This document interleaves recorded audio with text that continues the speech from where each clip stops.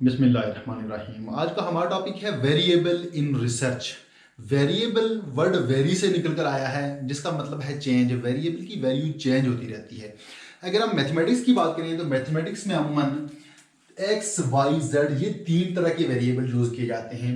First करते हैं कि हमारे पास एक इक्वेशन है x plus y plus three is equal to zero. तो हमारे पास यहाँ दो वेरिएबल यूज हो रहे हैं, x और y। एक को हम इंडिपेंडेंट लेंगे और दूसरा डिपेंडेंट हो जाएगा। मसलन हम x की कोई वैल्यू रख देते हैं, x is equal to one. हम ये वैल्यू इस इक्वेशन में पुट करेंगे तो हमारे पास y की वैल्यू निकल कर आएगी।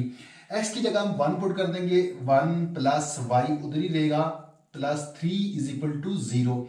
दिस इंप्लाइज दैट, तो हम y की वैल्यू यहां से निकलेगी। y की वैल्यू चूंकि हमारे पास नहीं है तो y इधर ही रहेगा, y is equal to one और थ्री उधर जाएंगे तो माइनस हो जाएगा, is equal to minus four. y की वैल्यू हमारे पास फोर आई। इसी तरह अगर हम x की वैल्यू वन के बजाय हम x की वैल्यू टू यहां रख देते हैं, टू, तो ये टू हम जब इस इक्वेशन में पुट करेंगे, x की जगह टू लिख दिया, plus y plus three is equal to four is equal to zero. This implies that y इधर रहेगा, थ्री और टू उधर जाएंगे, माइनस हो जाएंगे और माइनस माइनस आपस में जमा होंगे तो माइनस फाइव आ जाएगा। y is equal to minus five, यानी y की वैल्यू हमारे पास माइनस फाइव आई।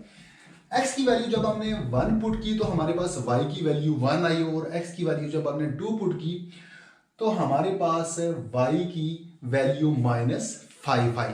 इसका मतलब ये है कि x की वैल्यू, जो हम x की वैल्यू रखते हैं वो y की वैल्यूज पे डिपेंड करती है। y की वैल्यू इफेक्ट होती है x की वैल्यू पे।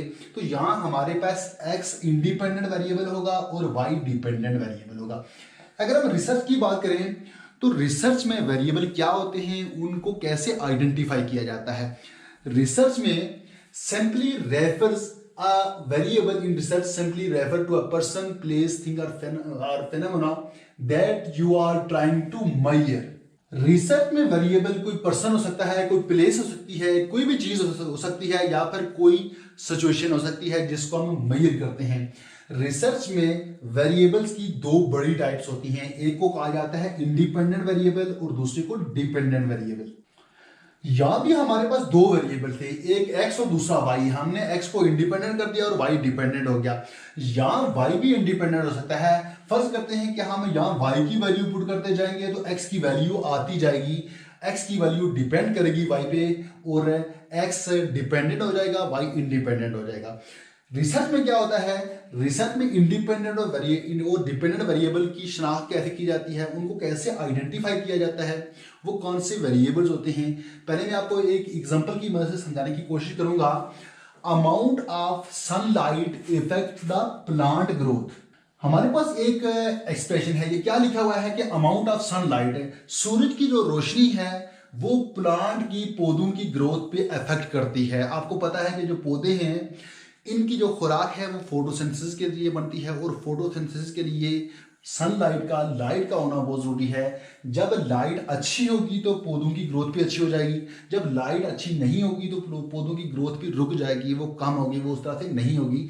इसका मतलब है पौधों की जो ग्रोथ है ये अफेक्ट करती है, ये डिपेंड करती है, किस पे डिपेंड करती है, सनलाइट पे डिपेंड करती है। यहाँ सनलाइट हमारे पास इंडिपेंडेंट वेरिएबल है और दूसरा ये प्लांट ग्रोथ ये डिपेंडेंट वेरिएबल है, क्योंकि ये डिपेंड करता है किस पे, सनलाइट पे। एक और एग्जांपल देख लेते हैं। Noise level affect the concentration of students in the classroom.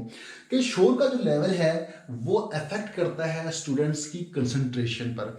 जितना शोर ज्यादा होगा स्टूडेंट्स की कंसंट्रेशन इतनी कमजोर हो जाएगी।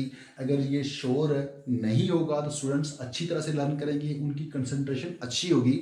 मतलब ये हुआ कि कंसंट्रेशन डिपेंड करता है। अगर शोर नहीं होगा, शोर कम होगा तो कंसंट्रेशन अच्छी होगी, शोर जितना ज्यादा होगा कंसंट्रेशन उतनी ही कमजोर होगी। ये यहाँ डिपेंडेंट वेरिएबल है। और इंडिपेंडेंट कौन सा है, नॉइस लेवल, ये यहाँ इंडिपेंडेंट वेरिएबल है। अब तीसरी एग्जांपल को देख लेते हैं।